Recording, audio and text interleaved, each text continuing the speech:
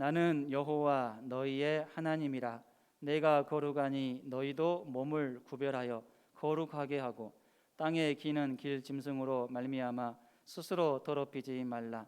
나는 너희의 하나님이 되려고 너희를 애굽 땅에서 인도하여 낸 여호와라. 내가 거룩하니 너희도 거룩할지어다. 이는 짐승과 새와 물에서 움직이는 모든 생물과 땅에 기는 모든 길짐승에 대한 규례니 부정하고 정한 것과 먹을 생물과 먹지 못할 생물을 분별한 것이니라. 아멘. 이번 주는 우리 민족의 명절, 추석 명절 기간입니다. 원래 추석 명절은 오랫동안 만나지 못한 가족들이 함께 모여서 그동안 못다한 얘기를 하면서 즐거운 시간을 보낼 수 있는 기간이죠. 그런데 이렇게 좋은 명절 기간이 코로나19로 인하여서 우리에게 많은 부담과 걱정을 안겨주는 기간이 되어버렸습니다. 핸드폰에는 수시로 문자가 오면서 추석 명절 기간에 가족 간이라도 제한 인원을 지켜야 되고 방역 수칙을 준수하면서 접촉을 최소화할 것을 고민하고 있습니다. 또 부득불 가족을 만나야 될 때에는 타 지역에서 올 때는 반드시 코로나19 검사를 받고 가족들을 접촉할 것을 권면하는 문자가 옵니다. 또한 요즘 명절 관련 현수막이 많이 이제 게시되어 있는데요. 그 명절 관련 현수막 글귀를 보면 하나같이 안전, 건강에 대한 그러한 글귀가 담겨 있는 것을 보게 됩니다. 상황이 이렇다 보니 가족을 만나는 것은 물론 좋은 일이고 행복한 일인데 혹시라도 나로 인해서 가족이 코로나19에 감염되지는 않을까 이러한 걱정이 있고 또 내가 가족을 통해서 감염되는 일이 발생하면 어떡하지라는 이러한 걱정도 있는 것이 사실입니다. 이런 걱정을 할 수밖에 없는 상황이라는 것으로 인해서 우리의 마음은 추석 명절을 맞이했음에도 불구하고 우울한 마음이 있는 것 같습니다. 이처럼 요즘 우리는 다른 어느 때에 비해서 접촉과 비접촉이라는 단어에 민감하게 반응하면서 살아가고 있습니다. 모든 생활을 함에 있어서 접촉해도 되는지 또 접촉해서는 안 되는지를 잘 생각하고 잘 판단하면서 그렇게 조심해야지만이 그나마 코로나19로부터 안전할 수 있기 때문입니다. 이런 의미에서 생각할 때 레위기의 말씀은 접촉과 비접촉에 대한 좋은 깨달음을 주는 말씀이라고 생각을 합니다. 레위기에는 접촉해도 되는 것과 접촉해서는 안 되는 것을 계속해서 강조하면서 구체적으로 언급하고 있기 때문입니다. 특별히 제사 예물이 그렇고 제사 절차가 그렇습니다. 제사 예물과 제사 절차를 잘 살펴보면 접촉해야 되는지 또 접촉해서는 안 되는지 그 부분에 대해서 잘 언급하고 있습니다. 특별히 우리는 제사 예물을 생각해 볼 때 제사 예물에는 하나님의 몫이 있고 또 제사장의 몫이 있습니다. 그리고 헌제자가 취할 수 있는 몫이 있고 함께 모인 많은 사람들이 취할 수 있는 그러한 몫도 있습니다.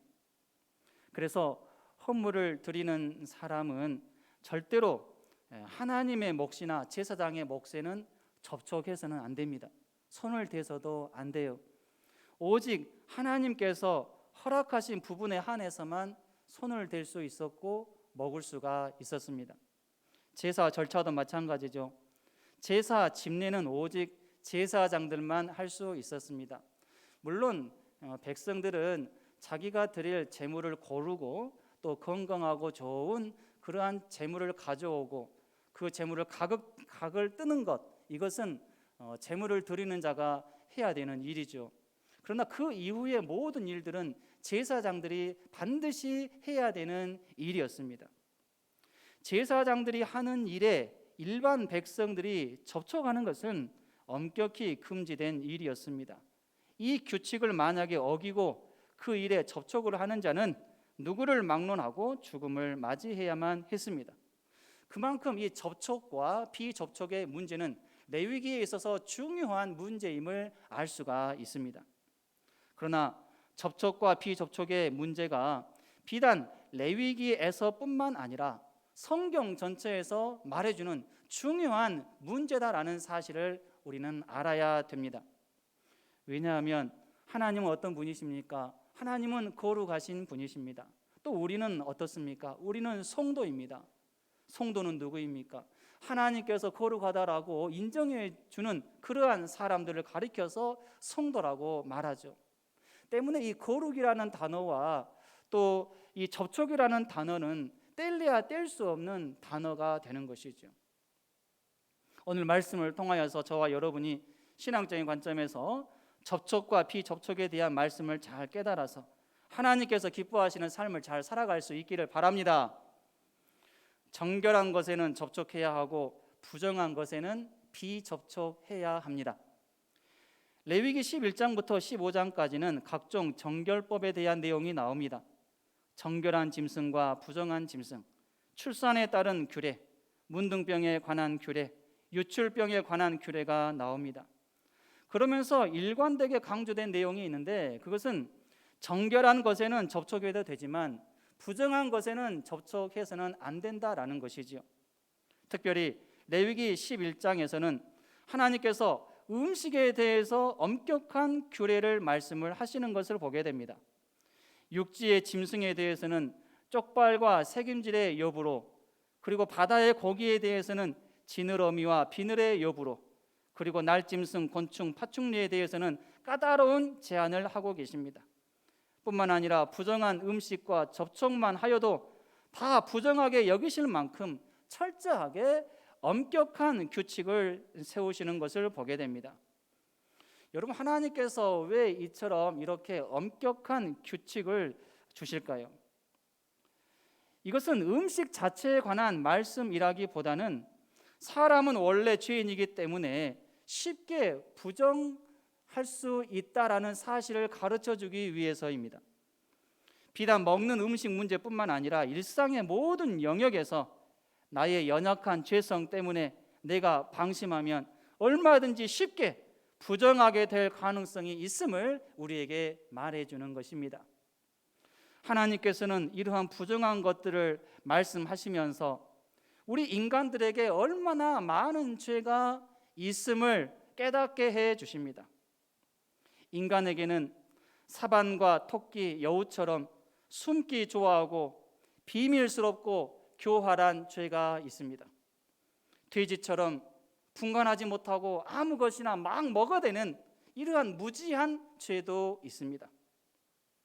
당나귀의 우둔한 죄가 있고 개나 늑대, 하이에나처럼 육적인 것에 혈안이 되는 이러한 죄도 있습니다. 호랑이, 표범, 사자처럼 잔인성과 피에 굶주린 흉악한 죄도 있습니다. 고양이처럼 이리저리 살펴보는 눈치와 잔인한 죄도 있습니다.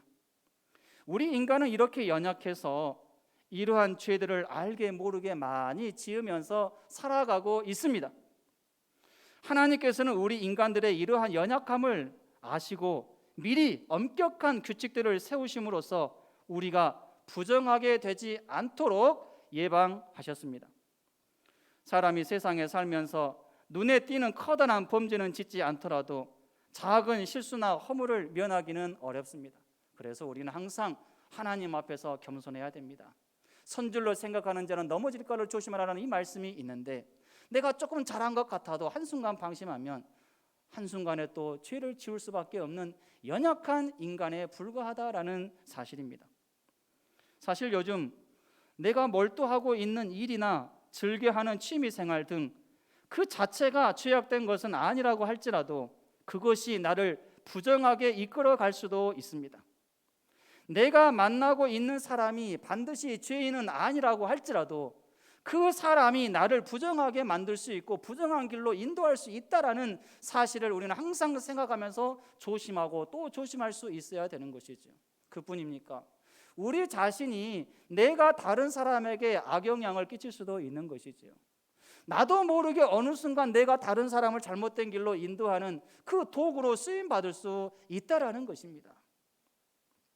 때문에 그 누구보다도 내가 먼저 하나님 앞에서 어떤 것이 부정한 것이고 죄악된 것인지를 잘 배우고 잘 깨달을 수 있어야 됩니다. 잘 분별할 수 있어야 돼요. 그래야지만이 내가 먼저 거룩한 길 종로로 갈 수 있고, 내가 먼저 닦아놓은 그 길을 누구도 또 그렇게 그 길로 걸어갈 수가 있다라는 것이죠. 여러분, 예수님께서 친히 그 종로로 걸어가셨습니다. 예수님께서 닦아놓으신 그 길, 예수님께서 걸어가신 그 종로, 이제는 누가 걸어가야 됩니까? 우리가 걸어가야 되지 않겠습니까?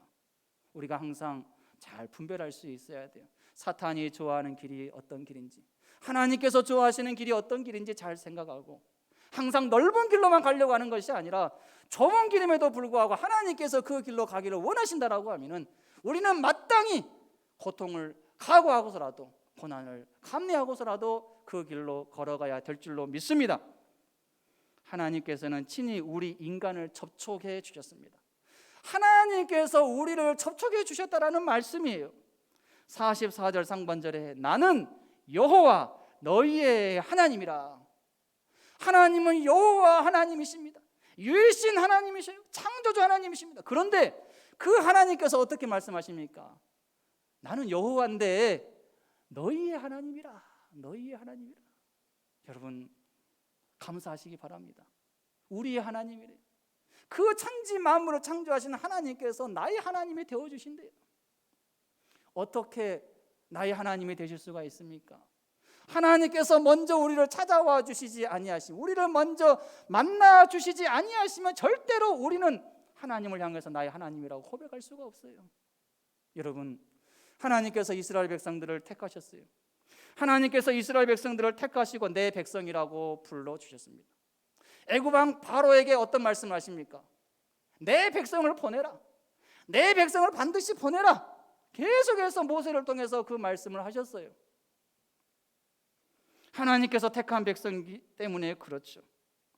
여러분, 이스라엘 백성들이 하나님 앞에서 이렇게 선민 백성이 될 수 있었던 비결이 무엇입니까? 다른 데 있지 않아요. 유일한 비결, 그것은 바로 하나님께서 먼저 이스라엘 백성들을 택해 주셨고 먼저 그들에게 접촉해 주셨다는데 거기에 있습니다. 성경에는 하나님께서 먼저 접촉해 주심으로 인하여서 나의 하나님이라고 고백하고, 그래서 수지맞은 인생으로 변화된 수많은 사람들의 이름이 나옵니다.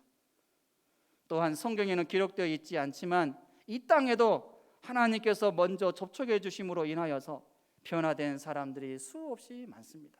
그 수없이 많은 사람 중에 저와 여러분의 이름도 포함되어 있는 줄로 믿습니다. 하나님께서 나를 접촉해 주심은 내가 큰 은혜를 입은 증거입니다. 여러분, 하나님께서 나를 찾아와 주신 것에 대해서 감격할 수 있어야 돼요. 내가 이것 자체로 나는 하나님 앞에 큰 은혜를 입은 사람입니다. 하나님께 선택되었다는 이 사실 한 가지만으로 하나님, 저는 감사할 수 있습니다. 너무나도 저는 큰 은혜를 입었습니다. 그렇게 고백할 수가 있어야 된다는 거죠. 저는 성경의 많은 인물들 중에서 성경에서 가장 큰 은혜를 입은 사람을 꼽으라고 하면은 마리아를 꼽고 싶습니다. 사실 마리아가 가장 큰 은혜를 입은 사람이라고 그렇게 믿습니다. 누가복음 1장 28절로 31절 말씀입니다. 그에게 들어가 이르되 은혜를 받은 자여 평안할지어다. 주께서 너와 함께 하시도다 하니 처녀가 그 말을 듣고 놀라 이런 인사가 어찌함인가 생각하매 천사가 이르되 마리아여 무서워하지 말라. 내가 하나님께 은혜를 입었느니라. 보라, 내가 잉태하여 아들을 낳으리니 그 이름을 예수라 하라. 마리아는 이 땅의 모든 사람들 중에서 가장 큰 은혜를 입은 여인이었습니다. 왜 그렇습니까? 여러분, 예수님을 잉태하는 그런 축복을 받았어요. 예수님을 잉태하는 축복을 받았고 예수님을 낳을 수 있는 그런 도구로 쓰임 받은 것, 이게 보통 일입니까? 얼마나 큰 은혜를 입은 사람입니까? 과거 현재를 통틀어서 이 땅에 살았던 사람 중에 예수님을 잉태하여 낳는데 도구로 쓰임 받은 사람 있습니까? 아무도 없어요. 마리아 외에는 아무도 없습니다. 미래에도 마리아처럼 예수님을 잉태하고 태어나게 하는 그러한 사람은 없습니다. 마리아로 끝났어요. 유일하게 마리아 한 사람입니다. 접촉이라는 측면에서 생각해 볼 때 마리아는 예수님과 가장 밀접한 접촉을 가졌던 여인이다라고 말할 수가 있습니다. 누가복음 1장 13절입니다. 천사가 대답하여 이르되 성령이 내게 임하시고 지극히 높으신 이의 능력이 너를 덮으시리니 이러므로 나실 바 거룩한 이는 하나님의 아들이라 일컬어지리라. 예수님과 가장 밀접한 관련을 가졌던 여자가 마리아이다 보니까 이런 이유로 해서 카톨릭에서는 성모 마리아, 예수님의 어머니 마리아라고 칭하면서 마리아의 신분을 예수님보다도 더 높이 치켜 세웁니다. 그러나 이러한 카톨릭의 사상은 큰 오류를 담고 있습니다.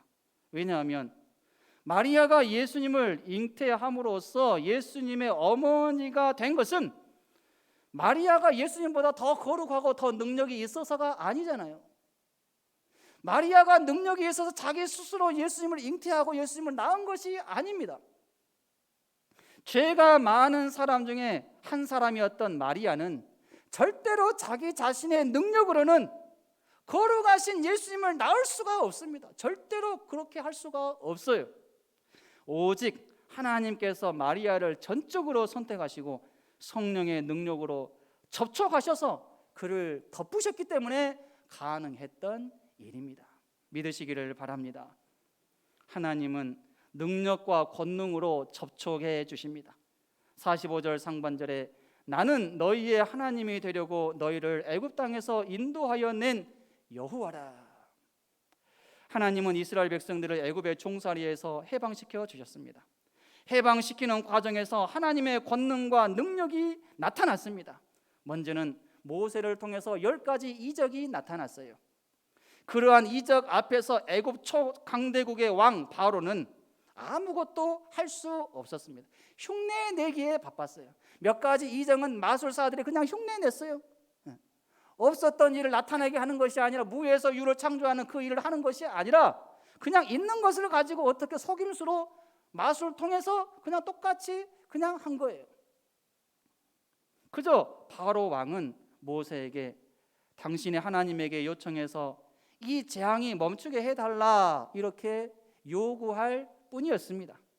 이 방법 외에 바로가 할 수 있는 일은 아무것도 없었습니다.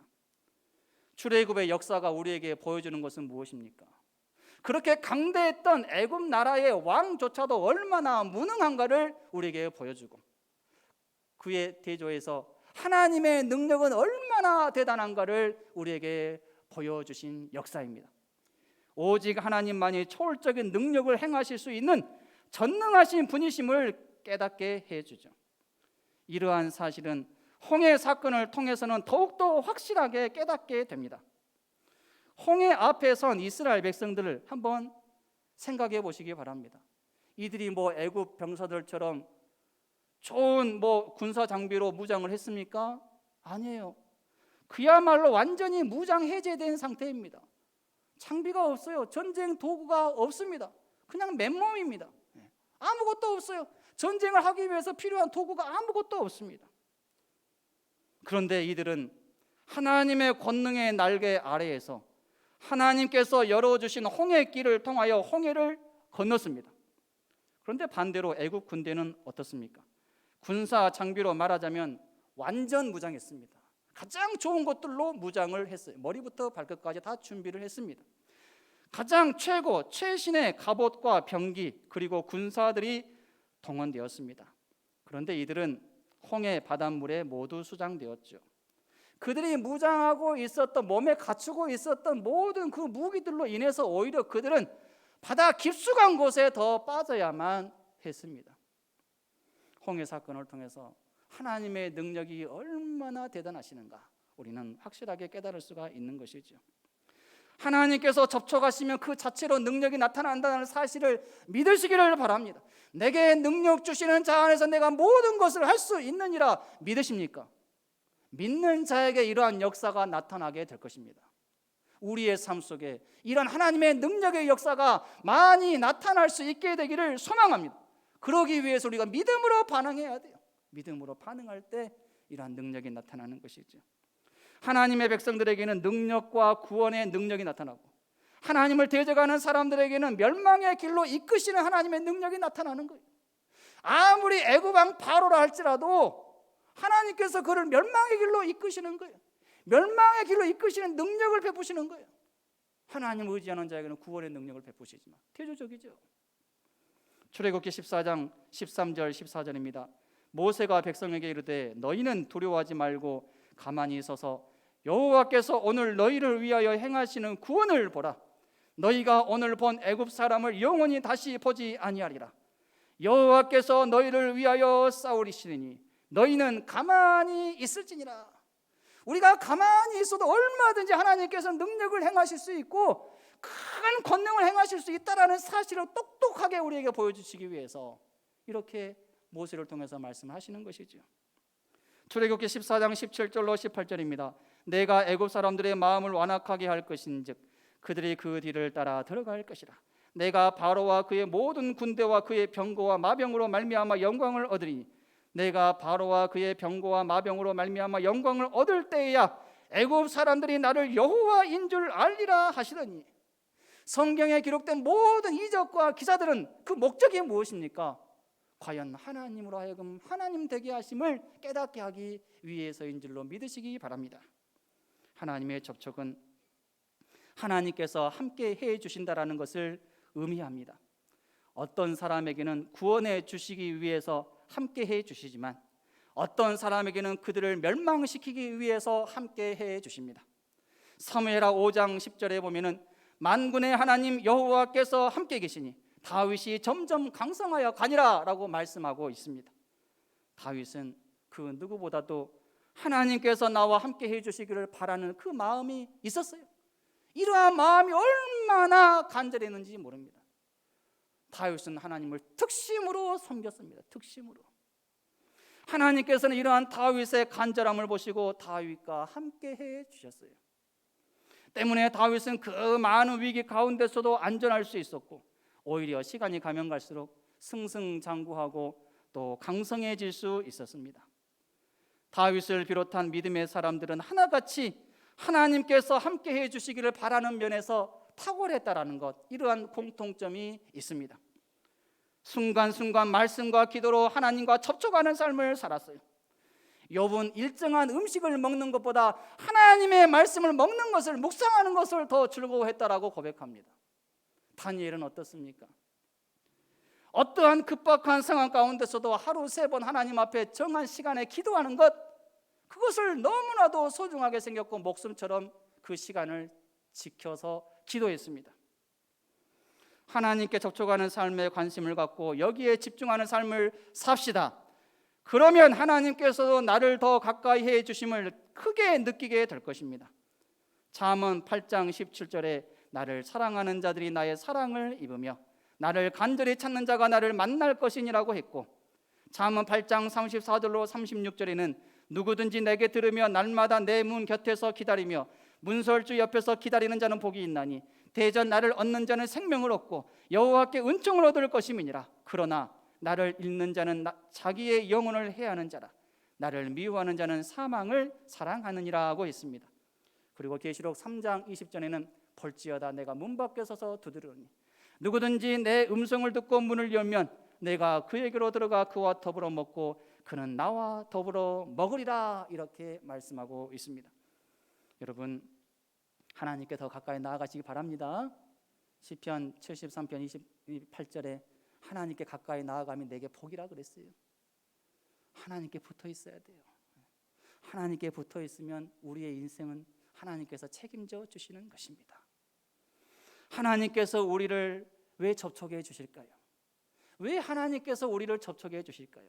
아무 생각 없이 그냥 하나님께서 우리를 접촉해 주실까요? 만나 주실까요? 아닙니다. 이유가 있습니다. 44절 상반절 내가 거룩하니 너희도 몸을 구별하여 거룩하게 하고, 45절 하반절 내가 거룩하니 너희도 거룩할지어다. 우리로 하여금 거룩한 삶을 살게 하기 위해서 하나님께서 우리를 만나 주시는 것입니다. 거룩하다라는 말은 죄를 깨끗이 하다, 구별하다라는 뜻입니다. 부정하고 가증한 것에서 구별되어 사는 삶을 의미하죠. 하나님께서 이스라엘 백성들에게 율법을 수여한 목적이 바로 여기에 있습니다. 율법으로 백성들의 생활을 억누르거나 백성들의 자유를 빼앗기 위해서가 아닙니다. 오히려 세속적인 사람들과 구별되는 하나님의 백성으로 살도록 하기 위해서 율법을 주시는 것입니다.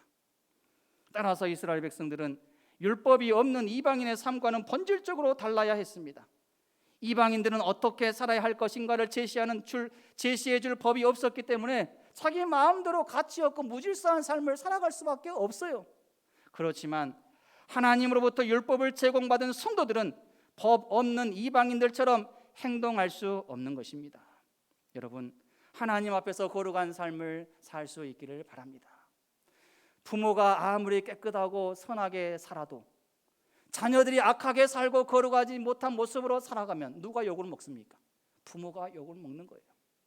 마찬가지로 하나님의 백성이라고 말을 하면서도 거룩한 삶을 살지 못하고 세상 사람들이 항상 욕을 먹는 삶을 산다라고 하면 그 사람만 욕 먹습니까? 교회도 욕 먹고 하나님도 욕을 먹는 거예요. 때문에 우리가 믿고 의지하는 하나님께서 거룩하시기 때문에 우리도 하나님 앞에서 성도로서 거룩한 삶을 살고 구별된 모습으로 살아야 된다는 사실을 꼭 기억하시기를 바랍니다. 하나님을 향해서 비접촉하는 자세로 살아서는 안 됩니다. 하나님을 향해서 대적하고 거부하고 거리를 두고 이렇게 비접촉하려고 애쓰는 이러한 자세로 나아가서는 안 된다라는 것입니다. 베드로가 예수님을 3번 부인하기 전에 했던 행동이 무엇인지 아십니까? 예수님을 멀찌감치 따라갔다라고 그랬어요. 멀찌감치 따라가다 보니까 1번 부인하고 2번 부인하고 3번 부인하고 예수님을 저주하게까지 된 거예요. 하나님을 향해서 비접촉하려고 하는 이러한 자세로 나아가지 않기를 바랍니다. 왜 그렇습니까? 하나님은 악한 분이 아니십니다. 악한 분이라고 하면 되도록이면 거리를 많이 두어야 되죠. 떨어져 있어야죠. 왜냐하면 나도 피해를 입을 수 있으니까. 괜히 가까이 있다가 나도 어려움 당할 수 있으니까 할 수만 있으면 멀리 떨어져야 됩니다. 그런데 하나님은 선한 분이십니다. 가장 좋으신 분이시고 사랑의 하나님이십니다. 그렇기 때문에 우리는 하나님과 거리를 두어서는 안 된다라는 거예요. 가능하면 하나님과 더 거리를 좁히려고 노력을 해야 됩니다. 그렇게 해야지만이 우리가 하나님 앞에 더 많은 은혜와 복을 누릴 수가 있는 것이죠. 하나님 어떤 분이십니까? 죄 많은 우리들을 구원해 주시기 위해서 누구를 보내셨어요? 사랑하는 독생자 아들 예수 그리스도를 이 땅에 보내주셨습니다. 그런데 어떻게 하나님께서 악한 분이라고 말할 수가 있습니까? 아니 가장 좋고 좋아하고 아끼는 것을 우리에게 위해서 내려주셨는데 보내주셨는데 왜 하나님께서 악한 분이셔요? 아니잖아요. 하나님을 오해하는 분들이 얼마나 많은지 모릅니다. 하나님에 대해서 잘 알지 못하는 사람이 하나님을 함부로 평가하고 하나님을 향해서 함부로 말하죠. 벼는 익을수록 고개를 숙인다는 것 누구나 아는 사실입니다. 특별히 벼농사를 짓는 농부는 더더욱 잘 아는 사실이죠. 그런데 정작 우리가 고개를 숙여야 할 대상은 하나님인데 그 하나님에 대해서 고개를 뻣뻣이 세우며 사는 사람들 많습니다. 하나님을 아는 지식이 머릿속에 차곡차곡 쌓이게 되면 그 사람은 자연스럽게 하나님 앞에서 고개를 숙이게 되어 있습니다. 이것이 정상이죠. 하나님 앞에서 내 고개가 뻣뻣하다면 하나님을 아는 지식이 아직 부족하든지 아니면 배웠어도 잘못 배웠든지 둘 중에 하나입니다. 때문에 우리는 하나님에 대해서 하나를 알아도 제대로 알아야 되는 것이죠. 하나님과 비접촉하는 삶은 나에게 아무런 유익이 없기 때문에 하나님을 향해서 비접촉하는 자세로 나아가서는 안 됩니다. 레위기에서 언급되는 정한 짐승과 부정한 짐승의 구분은 결국 우리 인간의 유익을 위해서입니다. 하나님께서 우리 건강을 염려하시는 거예요. 할 수만 있으면 먹어야 되는 것, 더 몸에 좋은 것, 이것을 먹음으로 말미암아서 건강하게 살기를 원하는 마음이 이러한 짐승의 구분을 통해서 우리에게 보여주시는 것이죠. 우리를 귀찮게 하려고 하시는 것이 아니라 우리로 하여금 더 건강하고 행복하게 살기를 바라는 마음에서 그렇게 구체적으로 말씀하고 있는 것입니다. 또한 우리는 이러한 부정한 짐승, 정한 짐승의 구분을 통해서 또 무엇을 깨달아야 될까요? 하나님께서 부정한 것을 얼마나 싫어하시는가를 깨달아야 됩니다. 여기서 부정한 것은 결국 죄를 상징하죠. 여러분, 하나님께서 부정한 짐승을 싫어하십니다. 마찬가지로 하나님께서는 죄를 싫어하십니다. 죄를 싫어하셔요. 하나님의 백성들이 죄악된 길로 나아가는 건 너무나도 하나님 싫어하시는 거예요. 짐승을 구별을 할 때 정한 짐승이 있고 부정한 짐승이 있다라고 말씀하신 그 하나님께서는 사람을 바라보시면서도 깨끗한 사람, 부정한 사람이 있다라고 구분을 하십니다. 여러분, 하나님 앞에서 우리가 어떤 사람이 되어야 되겠습니까? 정한 사람이 되어야 되지 않겠습니까? 하나님 앞에서 정한 사람으로 사시기를 바랍니다. 하나님 앞에서 부정하다라고 일컬어지는 대상이 되어서는 안 됩니다. 이러한 대상에게 하나님께서는 절대로 눈길조차 주지 아니하십니다. 절대로 가까이 하지 않으십니다. 본성적으로 하나님은 죄와 충돌하게 되어 있어요. 거룩하신 분이시기 때문에 죄를 보면 하나님께서, 공의로운 하나님께서 대적하게 되어 있어요. 때문에 우리가 하나님 앞에서 거룩한 모습으로 살아야 된다라는 것이죠. 이러한 사실을 마음에 새기면서 항상 하나님께 접촉하려고 하는 일에 최선을 다할 수 있기를 바랍니다. 이제 말씀을 정리합니다. 접촉해야 될 것이 있는가 하면은 접촉해서는 안 되는 것이 있습니다. 우리는 이러한 사실을 레위기를 통해서 더 확실하게 깨닫게 됩니다. 접촉해야 할 것에 집중하면서 살 때 자연스럽게 접촉하지 않아도 되는 것은 멀리 할 수 있게 되는 것이지요. 접촉해야 할 대상에 접촉하는 것은 나를 살리는 길로 이끌지만 접촉하지 않아야 될 대상에 접촉하는 것은 나를 죽이는 길로 이끌게 되어 있습니다. 항상 내가 접촉해야 될 것이 무엇인지를 잘 구별할 수 있기를 바랍니다. 무엇보다도 우리 모두가 예수님께는 더욱더 최선을 다해서 가까이 나아가며 접촉을 잘 할 수 있는 우리 모두가 될 수 있기를, 또 그러한 삶을 살아갈 수 있기를 주님의 이름으로 축원합니다.